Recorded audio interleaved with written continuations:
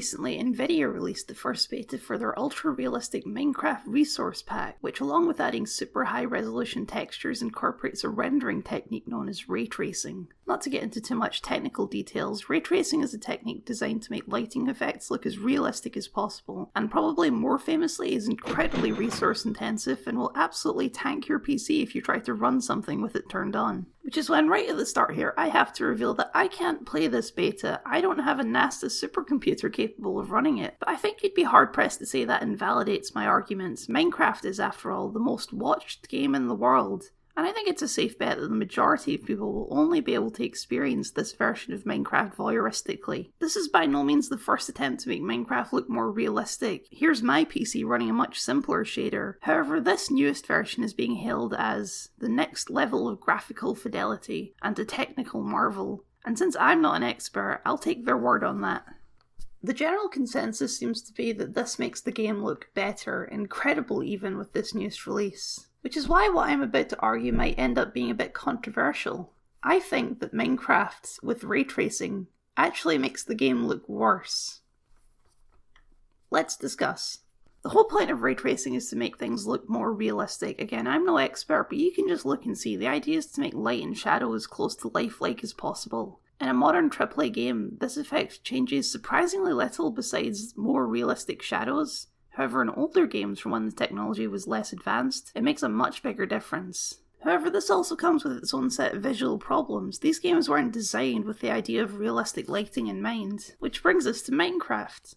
Minecraft is a game about blocks. The game is made almost entirely of 16 by 16 cubes, and anything that isn't a 16 by 16 cube is equally as simple. The art of the game specifically emphasises the pixely nature of the world, and so adding ray tracing doesn't actually make the game look realistic because the lighting effects were never the unrealistic part of Minecraft. When you apply super realistic lighting and super realistic textures, it doesn't fundamentally change what the game is. It's still a bunch of 16 by 16 cubes, which to me at least gives the game a really uncanny valley quality. Not in the normal sense of weird looking faces and animations, but literally it makes the valleys uncanny. The lifelike lighting and textures combined with the entirely cubic nature of Minecraft, creating a landscape that looks both realistic and impossible. I realise that describing it that way makes it sound kind of cool, but in practice it's just really distracting. In the regular simple lighting, blocks in the distance can almost blend in your eyes and make you think you're looking at a slope when you're actually looking at blocks. However, with realistic lighting, the contours on every block become instantly recognisable and impossible to ignore. It's a compounding issue too. Minecraft blocks don't have depth, by which I mean that every block in Minecraft is exactly the same shape, it just has a different image overlay on it. There's no divot between these wood boards, just a black row of pixels. When you're playing in vanilla Minecraft, this effect works fine, and the stellar art design can sometimes trick your eyes into seeing depth if you let it. Throw in ultra-realistic lighting though and it becomes overwhelmingly clear that these are just flat blocks. There are definitely mods that add depth to Minecraft blocks, but even with these implemented, the world is still fundamentally blocks, and they still have to follow the basic rules of Minecraft, by which I mean, among other things, the textures have to be infinitely repeating. One block has to seamlessly blend with the next one in all directions, something which is obviously not accurate to real life. Of course, there's also mods that add slopes to Minecraft, mods that add polygonal objects, mods that add incredibly detailed Thomas the Tank Engines. There's a line somewhere that is crossed where we decided this no longer looks like Minecraft. Minecraft is often chastised for looking overly simple, but the use of blocks and obvious pixelation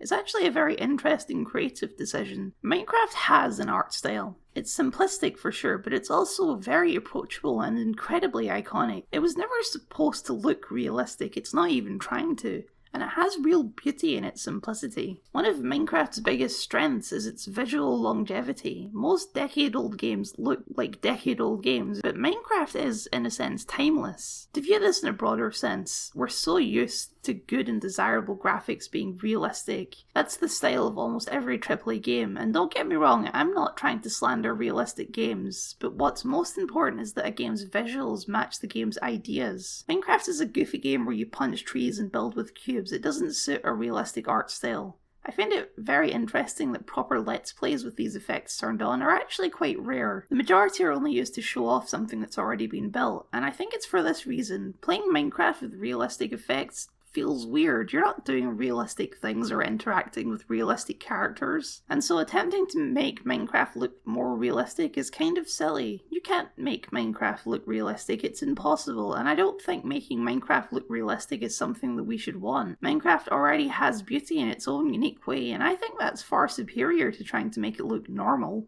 If you love ultra-realistic Minecraft, I'm not trying to shame you or tell you that you're wrong. That would be silly. There's no such thing as objective opinions. But if you take one thing away from this video, I hope it's that the desire to make games more realistic ignores and devalues the incredible artistry of games that go against the curve. And I think it would be much more valuable to let those games thrive. So, big Lord of the Rings fan. I tried to listen to The Fellowship of the Ring on Audible. Mm-hmm. What a boring book. What a boring piece of drivel. Maybe the narrator's just not very enthused because he recorded it in 1973 or something. But